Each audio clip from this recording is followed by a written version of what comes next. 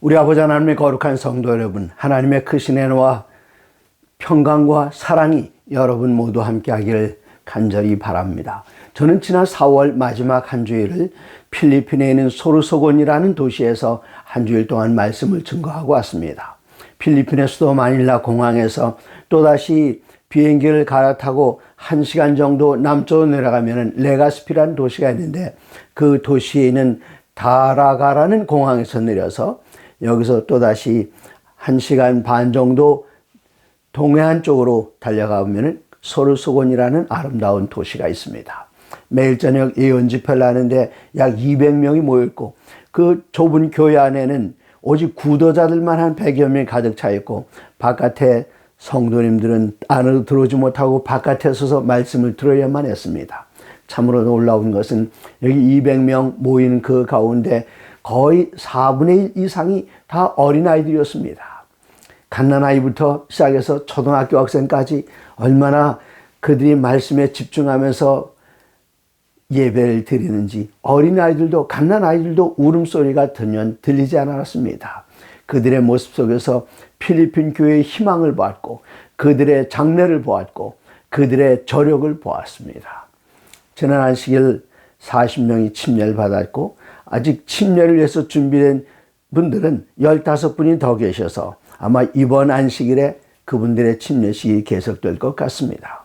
여기서 새로 그리스도 예수를 개인의 구주로 영접하고 예언을 공부하면서 이 남은 교회의 확신을 가지고 함께 된 이 귀한 영혼들이 성령님의 지도 아래 가운데 잘 성장할 수 있도록 여러분 기도로 응원해 주시면 대단히 감사하겠습니다. 성경에 나오는 예언들, 그 예언들을 정확하게 이해할 수 있도록 거기엔 암시디가 나오고 또 표상들이 나오고 상징들이 나오고 다양하게 그 예언을 표현하고 있는데, 이 모든 것들을 공부하는 13번의 과정들 가운데 오늘은 그 6번째 시간으로 희생제사의 이해라는 제목으로 말씀을 드리겠습니다. 희생제사 왜 생겼을까요? 하나님께서는 크신 사랑과 은혜로 아름다운 지구를 창조하시고 그 한가운데 에덴 동산을 두셨습니다. 에덴 동산을 다스리고 잘 지키고 마침내 생육하고 번성해 땅에 충만하게 성장해야 할 인류를 만드실 때에 아담과 하와를 하나님의 형상 그대로 만드셔서 하나님의 의지대로 지으신 이 지구를 잘 관리하도록 하셨습니다. 그들이 먹고 영원히 살 수 있도록 에덴 동산 한가운데는 생명과를 두었고, 또 이들에게 하나님의 사랑과 은혜를 항상 감사하면서 기억할 수 있도록 한가운데 선악을 알게 하는 나무를 심으셨습니다. 선악과를 먹고 죽을 것을 아셨고, 또 이것을 먹고 죽으라고 만들어 놓은 것이 아니라 선악과 앞에 설 때마다 너희들은 나의 피조물이다. 내가 너희를 나의 형상, 나의 모양 그대로 지었다. 이 선악을 알게 한 나무에 그 앞에 설 때마다 너는 그것을 기억하라. 하나님의 사랑을 보고 기억할 수 있게 하는 것이 바로 선악과였습니다. 마치 오늘날 우리들은 11조를 구별해 드릴 때에 내가 잘나서 내 손에 재물 얻을 능력이 있었던 것이 아니라 하나님께서 그 능력 주신 것을 인정함으로 기쁨과 즐거움과 감사함으로 11조를 드리고, 하나님께서는 우리에게 시간을 주셨습니다. 시간 속에서 우리들이 계속 살아나갈 때에 생명을 재는 그 단위가 바로 시간입니다. 사람의 키는 센티미터로 재고 사람의 몸무게는 킬로그램으로 재지만 사람의 생명력은 시간으로 잴 수 있습니다. 그 시간 속에서 내가 너에게 이런 시간과 생명을 주었다는 것을 항상 기억할 수 있도록 하나님께서는 일주일 가운데 엿새 동안은 내가 내 마음대로 활용하면서 살아가지만 그 7번째 되는 그 날은 나에게 속한 날이다. 우리들은 그날 일하지 않은 것을 위해서 불편한 것보다는 그날 하나님을 만나고 창조의 하나님, 구속주의 하나님을 기억하면서 기쁨과 감사의 제목을 드리는 것처럼 아담과 하와는 선악을 알게 한 나무 앞에 서서 하나님을 생각하면서 감사의 찬양을 불러야만 했습니다. 그런데 안타깝게도 뱀에게 속아 넘어갔던 하와는 선악을 알게 한 나무의 열매를 먹었습니다. 하나님께서는 분명히 경고하시기를 창세기 2장 17절에 선악을 알게 한 나무의 열매를 먹지 말라. 내가 먹는 날에는 반드시 죽으리라. 근데 먹었습니다. 죽어야 합니다. 하나님께서는 아담과 하와를 죽도록 창조하지 아니하시고 영원히 살도록 창조하셨습니다. 하나님께서 딜레마에 빠졌습니다. 어떻게 헤쳐나가셨을까요? 방법은 있습니다. 가장 손쉬운 방법은 법을 없애면 됩니다. 따먹었지 법을 없애면 죄인이 아니지 않습니까? 그러나 하나님은 변개치 아니하시는 하나님이십니다. 법도 지키면서 아담과 하와의 생명을 지키는 방법이 하나 있습니다. 그것은 누군가가 아담과 하와가 범했던 그 형벌의 대가를 치르는 면 아담과 하와는 그 형벌을 치르지 않아도 됩니다. 그것을 약속으로 보여주기 위해서 창세기 3장 21절에는 여호와 하나님이 아담과 그의 아내를 위하여 가죽옷을 지어 입히시니라. 누군가가 죽임을 당했습니다. 이것은 앞으로 오시게 될 어린 양 되시는 그리스도 예수를 예표하는 그러한 일이었습니다. 아담과 하와가 스스로를 가리려고 애썼지만 무화과 나무는 말라 비틀어 다 떨어지고 부끄러운 것은 여전히 드러날 때에 하나님께서는 한 짐승을 선택하셔서 그 짐승의 생명을 이 우주에 처음으로 생명이 죽는 그런 일이 일어났습니다. 그 생명을 취하심으로 인간의 부끄러움을 가려주기 위해서 가죽옷을 얻으셨습니다. 그리스도 예수에 의해 흰옷으로 우리를 가려주는 것과 같은 일입니다. 그 후에 하나님께서는 이 백성들에게 그리스도 예수를 기억할 수 있도록 하나님께 양을 잡아 드리는 제사를 고안하셨는데 창세기 4장에서는 첫 번째 자녀들, 아담과 하와를 통해서 처음 태어난 자녀들 가인과 아벨이 하나님 앞에 제사를 드립니다. 가인은 자기의 농사 지은 것들 가운데서 가장 귀중한 것을 하나님께 드렸고, 아벨은 가죽옷을 입고 다니는 아버지 어머니를 보면서 양을 하나님께 드렸습니다. 앞으로를 구속하기 위해 오실 어린 양 그리스도 예수를 표상하는 것, 피 흘림이 없이는 죄사함이 없다는 것을 깨달은 아벨의 제사.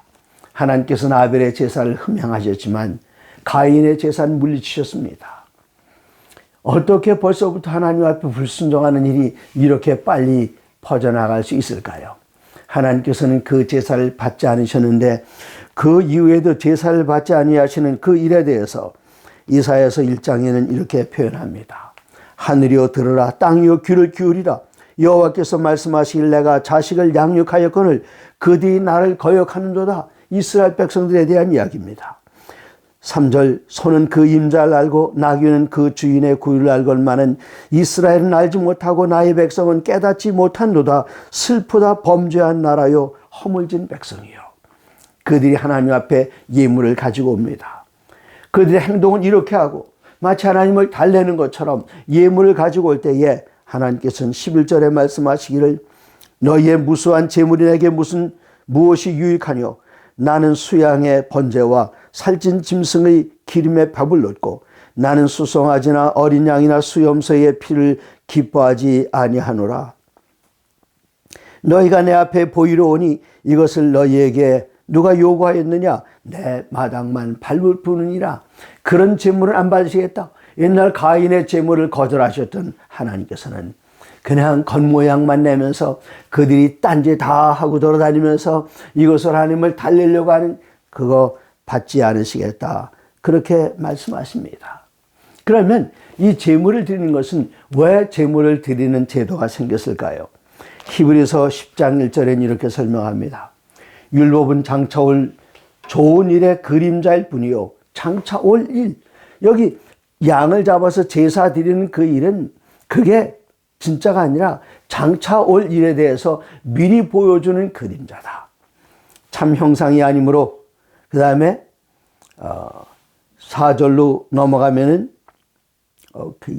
3절 그러나 이 제사들에는 해마다 죄를 기억하게 하는 것이 있나니 양을 잡아서 죽일 때에 그 양이 꿈틀거리면서 저항하지도 못하고 죽어가는 그 모습을 보면서 사람들은 우리의 죄 대신에 우리의 죄를 짊어지고 돌아가실 그리스도 예수를 그 안에서 보면서 양을 잡아 죽일 때에 스스로의 죄를 기억나게 하고 이것을 고백하게 하고 하나님 앞에 잡아갈 때에 거기서 우리의 모든 죄를 짊어지고 가는 세상 죄를 지고 하는 어린 양을 볼 수 있도록 제사 제도가 고안되었습니다. 그래서 해마다 드리는 다양한 제사들, 절기의 제사들, 매일 드리는 상번제들, 이러한 제사들을 지낼 때마다 죽어가는 제물 가운데서 그들의 죄를 뉘우치게 되고, 그 양이나 황소가 우리의 죄를 짊어질 수는 없습니다. 그들은 그것을 볼 때마다 앞으로 이 세상에 오셔서 우리의 모든 죄를 대신 짊어지시고 인류의 죄를 사해 주시고, 그리고 마침내 생명을 돌려주실 그리스도 예수를 그들은 표상 속에서 보았던 것입니다. 그러면서 그들은 여기 동물의 피를 가지고 제사 지낼 때에 그것이 사람을 온전하지 못하게 하기 때문에 더욱더욱 갈망하면서 그리스도 예수, 이 세상 죄를 지고야 될 하나님의 어린 양을 고대합니다. 여기에 대해서 출애굽기에서는 이렇게 이야기하고 있습니다. 이스라엘 백성들이 430년 동안 이집트에 머물렀습니다. 처음에는 요셉이 있어서 잘 살고 좋은 땅에 이민 가서 정말 살았구나 그랬는데, 요셉이 죽은 다음에 이집트를 다스리던 히타이트족 임금은, 바로 임금은 물러나고 애굽의 임금들이 올라왔을 때에 요셉과 그의 일족에 대해서 잃어버렸습니다. 그런데 하나님께서 이스라엘 백성들을 가나안 땅에서 애굽으로 옮기신 그 이유는 가나안 땅의 그 악한 지역에서 사람들에게 물들어가기 때문에, 소수 족속인 아브라함, 거기서는 큰 나라를 이룰 수가 없습니다. 그래서 저 이집트 땅으로 옮기셔서 고센 땅에서 아주 짧은 기간 동안에 그 숫자가 번성하게 하셨습니다. 400여 년 동안에 그 인구는 남자만 60만 명, 남녀를 더하면 200만 명 이상으로 성장했습니다. 그것에 두려움을 느끼게 된 바로는 이스라엘 백성들을 압박했고 그들을 노예로 만들어서 갖은 고생을 다 시킵니다. 하나님께서 그들을 어떻게 구원해 내시는가? 그들은 하나님에 대해서 잃어버리고 하나님의 법에 대해 다 잃어버렸습니다. 이때 모세를 보내셔서 하나님께서 이 백성을 건져내 오시는데 10번의 재앙이 있었고, 그 마지막 재앙은 애굽에 있는 모든 장자들을 저 바로의 용상에 앉아있는 바로, 그 바로의 큰아들로부터 시작해서 모든 동물들의 이르기까지 모든 마지들을 다 하나님께서는 정리해 나가셨습니다. 이때 이스라엘 백성들이 살아남는 방법은 무엇인가 하면 어린 양을 취하는 것인데, 출애굽기 12장에 출애굽의 경험을 이렇게 이야기합니다. 1절, 여호와께서 애굽 땅에서 모세와 아론에게 일러 말씀하시되 이 달을 너희의 달의 시작 곧 해의 첫 달이 되게 하고, 3절입니다. 너는 이스라엘 온 회중에게 말하여 이르라. 이 달 열흘에 너희 각자가 어린 양을 취할지니 각 가족대로 그 식구를 위하여 어린 양을 취하되. 어린 양, 어린 양, 어떤 어린 양인가? 5절입니다. 너희 어린 양은 흠없고 1년 된 수컷으로 하되. 우리 인간이 1살 하면은 그것은 아주 어립니다만은 양의 입장에서 1년 되면은 다 자라는 양입니다. 어린 양이라고 해서 태어난 그런 어린 양이 아니었습니다. 만일 갓난 어린 양을 잡아야 했다면 예수님께서는 저 베들레헴에서 출생하시고 얼마 후에 헤롯 임금이 이 땅에 있는 모든 어린아이들, 2살 이하의 어린아이들 다 죽이라고 할 때에 그때 예수님께서는 돌아가셨을 것입니다. 그러나 여기에 나오는 그 양은, 그 수양은 그냥 갓난 한 달도 안 된 그런 양이 아니라 1년 완전히 다 성체인 양입니다. 그리스도 예수께서 성장하신 다음에 우리나라에 돌아갈 것을 이야기합니다. 이달 열나흘까지 간직하였다가 예수님께서는 니산월 14일 날 돌아가십니다. 해질 때에 이스라엘 회중이 그 양을 잡고 그 양을 잡으라 그랬습니다. 해질 때는 이스라엘 백성들에게 해지는 시간이 2가지가 있는데, 해가 서산에 일몰하는 시간과 해가 남중에서 넘어가기 시작하는 그때를 둘 다 저녁이라고 하는데, 두 저녁들 사이는 오후 3시가 되는데, 예수님께는 정확하게 다니엘서 9장에 나오는 것처럼 기원 31년, 그리고 여기 출애굽기 12장에서 언급했던 것처럼 니산월 14일 날 오후 3시에 예수님께서는 우리의 모든 죄를 짊어지시고 운명하셨습니다. 그 유월절 양을 잡아서 어떻게 할 것인가? 7절입니다. 그 피를 양을 먹을 집 좌우 문설주와 인방에 바르고, 그리스도 예수를 개인의 구주로 영접하는 것은 내적인 영접일 뿐만 아니라 바깥쪽에다가 피를 발라서 사람들 하여금 내가 그리스도 예수를 개인의 구주로 영접했다는 사실을 알려야 합니다. 그 고기를 먹을 때에 10절에는 아침까지 남겨두지 말라 그랬습니다. 그리스도 예수를 우리가 개인으로 구주로 영접할 때 나중에 제가 믿죠. 네. 사도행전에는 어떤 임금처럼 시방은 지금 가라, 내 나중에 생각해봤다. 그게 아닙니다. 그리스도 예수를 발견하면 그날 붙들어야 됩니다. 내일로 미루면 안 됩니다.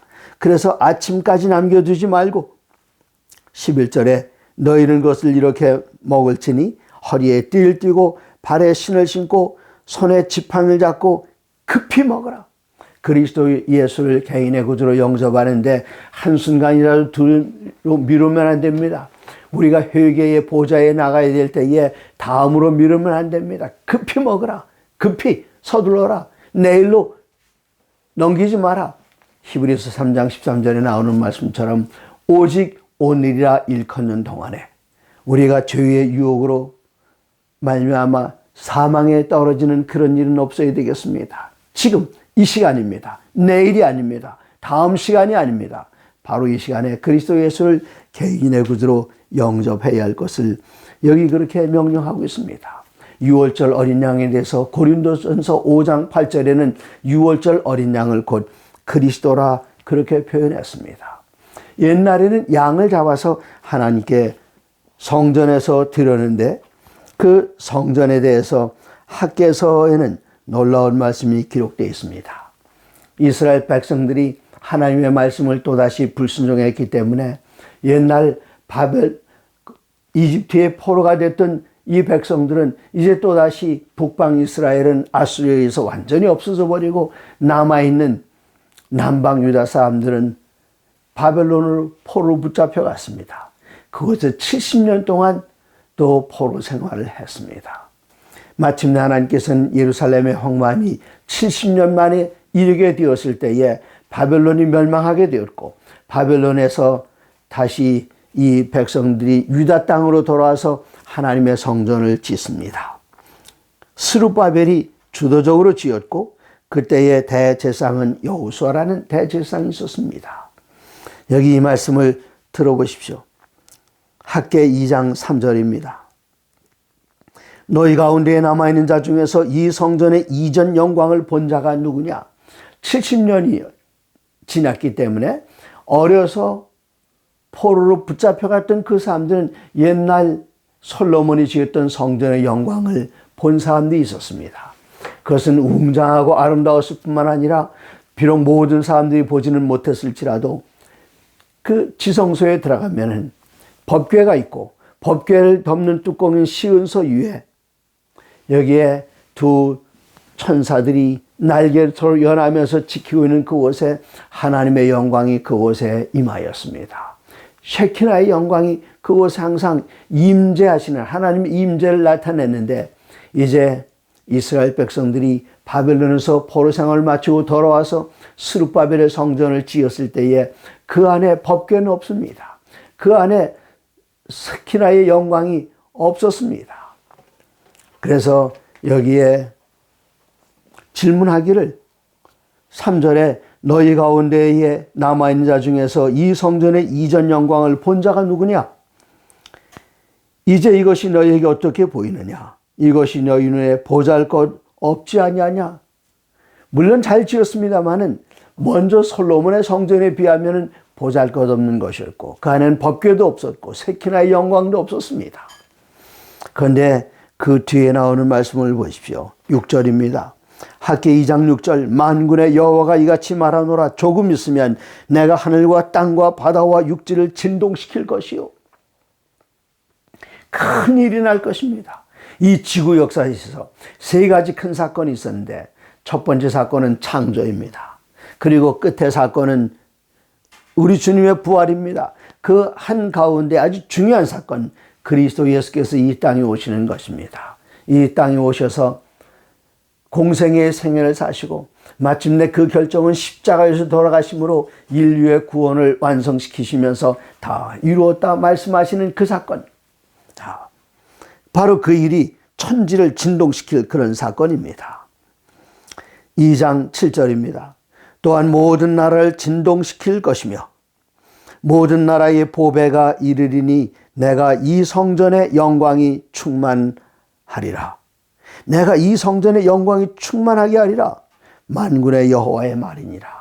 어떻게 이 성전에 스룹바벨 성전 이야기하는 것입니까? 아닙니다. 스룹바벨 성전이 아닙니다. 다른 성전입니다.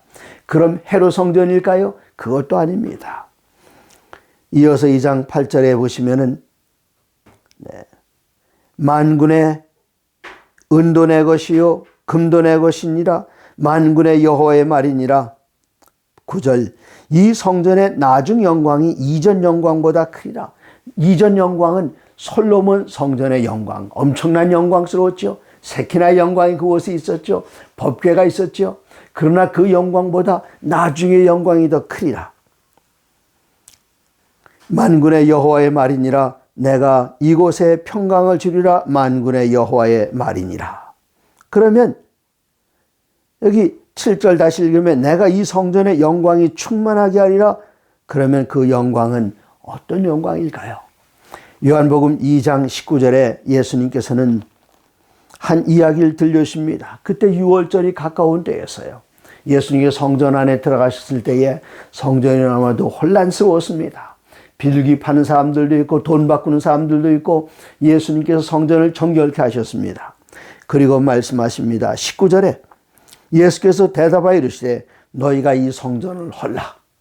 지금 헤롯이 40여 년 동안 지은 그 성전을 헐라는 그 말이었을까요? 그 성전이 아니었습니다. 너희가 이 성전을 헐라. 내가 사흘 동안에 일으키라. 유대인들이 듣고 이게 무슨 소리인가? 이거 46년 동안 지었는데 헤롯 성전 짓는데 46년 걸렸는데 이거 헐면 사흘 안에 익힌다. 이게 도대체 무슨 말인가? 21절 그러나 예수는 성전된 자기 육체를 가리켜 말씀하신 것이라. 예수님께서 성전이시란 말입니다. 성전 어떤 곳이죠? 성전을 지을 때의 출애굽기에 의하면 하나님과 사람이 만나는 장소가 성전입니다. 우리는 하나님과 죄로 인해서 멀리 떨어져 있습니다. 하나님께 가까이 나갈 수 없는 존재들입니다. 여호와의 손이 짧아 구원하지 못하심도 아니요 귀가 둔하여 듣지 못하심도 아니라 오직 우리의 죄가 하나님과 우리 사이를 깊이 갈라놨습니다. 건널 수 없게 만들었습니다.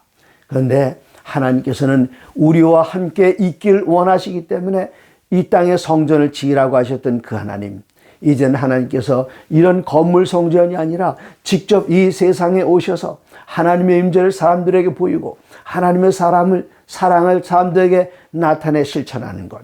그래서 예수님께서는 성전으로 이 세상에 오셔서 이곳에 찾아오는 안진뱅이들을 일으키시고 눈먼 자들의 눈을 뜨게 하시고 귀머거리를 듣게 하시고 소경의 눈을 뜨게 하신 우리 주님께서는 나 환자들을 깨끗하게 하시고 죽은 자들을 살리셨습니다. 성전 되시는 예수님께서 그렇게 하셨습니다. 그 일에 대해서 요한복음 1장 14절에는 말씀이 육신이 되어, 말씀이 누구십니까? 1장 1절에 태초에 말씀이 계시니라. 이 말씀이 하나님과 함께 계셨으니 이 말씀은 곧 하나님이시니라. 하나님께서 인간이 되셨습니다.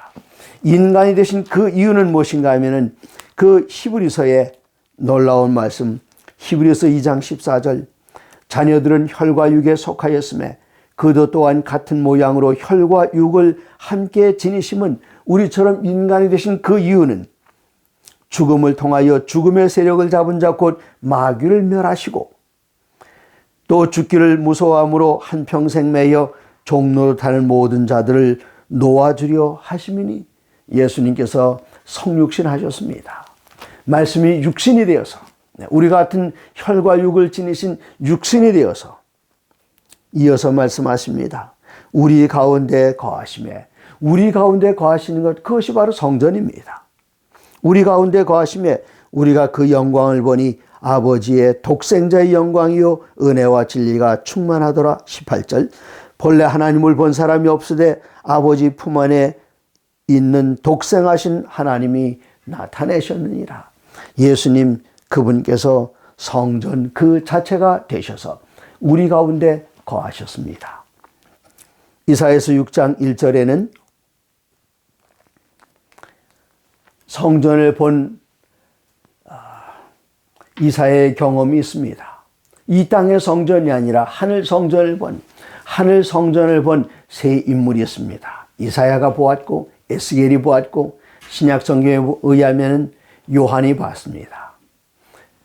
이사야 선자가 계시 가운데 하늘 성전을 보았을 때에 6장 2절에 이사야 6장 2절 스랍들이 모시고 섰는데 각기 6날개가 있어 그 둘로는 자기 얼굴을 가렸고 그 둘로는 자기 발을 가렸고 그 둘로는 날며 6장 3절 서로 불러 이르되 거룩하다 거룩하다 거룩하다 만군의 여호와여 그의 영광이 온 땅에 충만하도다 하더라. 그 광경을 보고 이사야는 너무나도 두려웠습니다. 너무나도 놀랐습니다. 죄 가운데 있는 죄덩어리가 하나님의 영광을 봤으니 자기는 죽을 것이라고 생각했습니다. 그때에 내가 말하되 화로다 나여 망하게 되었도다. 나는 입술이 부정한 사람이요 나는 입술이 부정한 백성 중에 거주하면서 만군의 여호와신 왕을 배웠음이로다 하였더라. 그가 자기 자신의 연약함, 자기의 죄의 누추함을 하나님의 영광 앞에서 비교했을 때에 이것은 정말 헌 누더기 그거보다 더 연약하다는 사실을 그가 하나님 앞에서 깨닫게 되었습니다. 이사야가 하나님의 성전을 이상 가운데 보았을 때에 그렇게 느꼈던 것처럼 이제 성경의 마지막 책인 요한계시록에 또다시 하나님의 성전을 보고 묘사한 요한계시록 4장입니다. 4장 2절에 내가 곧 성령에 감동되었더니 보라 하늘에 보좌를 베풀었고 그 보좌 위에 앉으신 이가 있는데 하늘 보좌를 봤습니다. 그 모양을 묘사합니다. 그 앞에 네 생물들이 그 앞에 24장로들이 있는데 그들이 하나님을 찬양합니다. 4장 8절 네 생물은 각각 6날개를 가졌고 그 안과 주에는 눈들이 가득하더라. 그들이 밤낮 쉬지 않고 이르기를 거룩하다 거룩하다 거룩하다 주 하나님 곧 전능하신 이여 전에도 계셨고 이제도 계시고 장차 오실이니라. 이 하나님은 어떤 하나님이신가? 11절입니다. 우리 주 하나님이여 영광과 존귀와 권능을 받으신 것이 합당하오니 하나님께서 우리의 경배를 받으신 것이 합당하오니 이유는 무엇입니까? 주께서 만물을 지으신지라 만물이 주의 뜻대로 있었고 또 지으심을 받았나이다 하더라. 우리가 하나님을 경배해야 할 그 이유 그리고 오직 하나님께서만이 우리의 경배를 받으실 그 이유는 우리의 창조주시기 때문에 그렇습니다. 우리 아이가 아주 어렸을 때에 세배하는 걸 몰랐어요. 세배를 가르쳐주고 이렇게 해야 된다. 그랬더니 이건 왜 하는 건데요? 그때에 제가 그 아이의 출생에 관한 이야기를 들려줬습니다. 제 아내가 결핵성 복막염에 걸렸어요. 임신할 수 없는 병이었습니다. 그런데 기적적으로 하나님께서 한 생명을 저희 가정에 허락해 주셨습니다. 그랬더니 의사들이 이 아이를 유산시켜야 합니다. 왜 그렇습니까? 산모가 임신 중에 계속해서 아주 독한 결핵약을 먹었기 때문에 이 아이는 기형아로 태어나거나 아니면 사산할 수도 있고 아니면 산모가 죽을 수도 있습니다. 그랬어요. 그때 제 아내는 약을 끊었습니다. 그리고 예언의 신의 말씀을 따라서 저 산중 깊은 곳으로 가서 맑은 공기 속에서 그리고 태양에 온몸을 전신으로 태양에 노출시켜서 그 햇빛을 쬐면서 냇가에 흐르는 아주 오염되지 않은 그 지역, 청정 지역이기 때문에 그 물을 마시면서 그리고 밭에 나가서 일하면서 그렇게 6개월을 지내다가 돌아왔어요. 그리고 저 분만실에 들어갈 때 저는 상당히 두려웠습니다. 조금 있으면 아내가 죽든지 아니면 기형아가 태어나든지 어쩌면 내가 그 아이를 혼자 길러야 될지, 그때에 제가 성경을 폈는데 이사야서 66장 6절에 나오는 말씀이 있는데 너무나도 감동적이었습니다. 여러분 한번 찾아보십시오. 이사야 66장 7절의 말씀인데 제가 한번 읽고 지나가야 될 것 같습니다. 이사야 66장 7절입니다.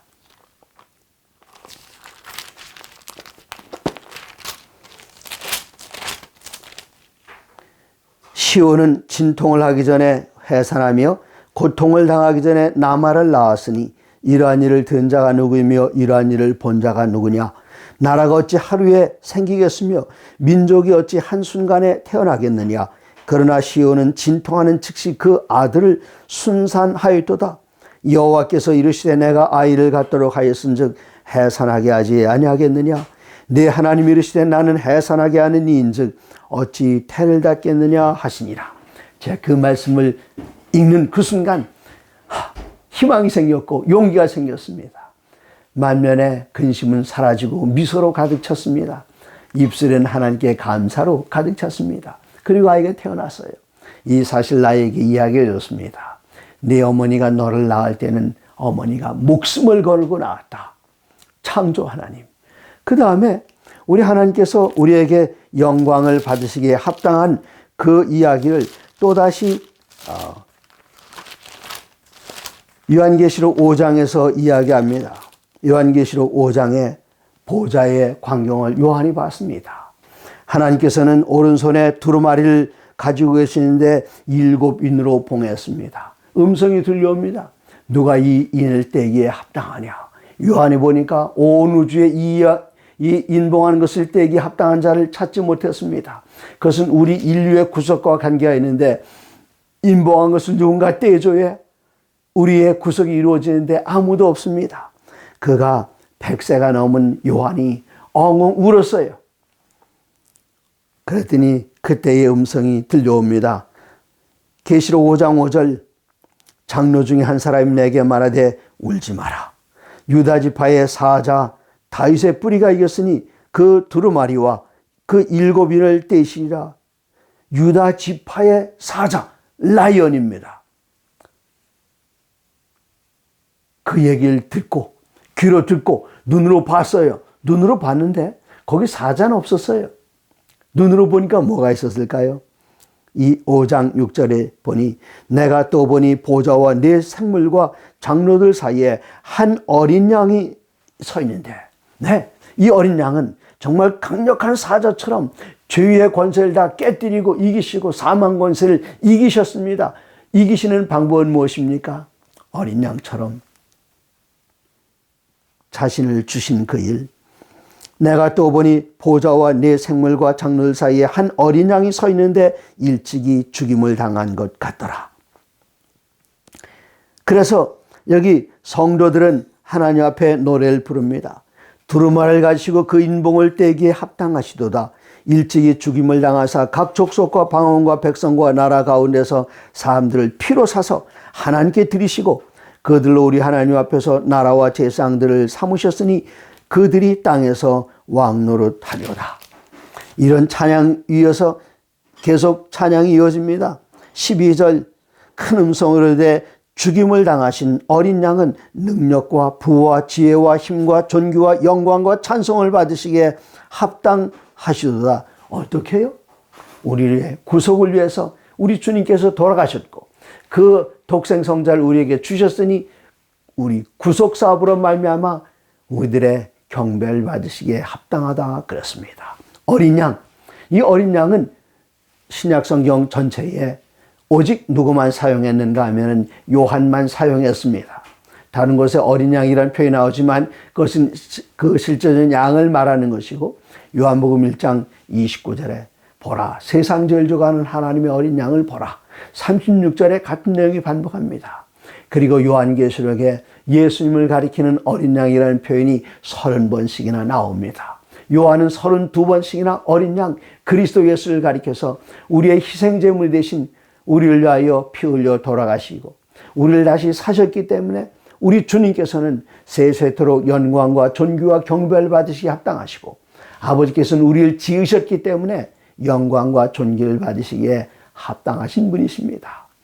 요한계시록 읽어 나가실 때에 어린 양이 나오면 여러분 그리스도 예수를 다시 기억하시고 그분의 희생을 감사하시고 아버지 앞에 찬양하시기 바랍니다.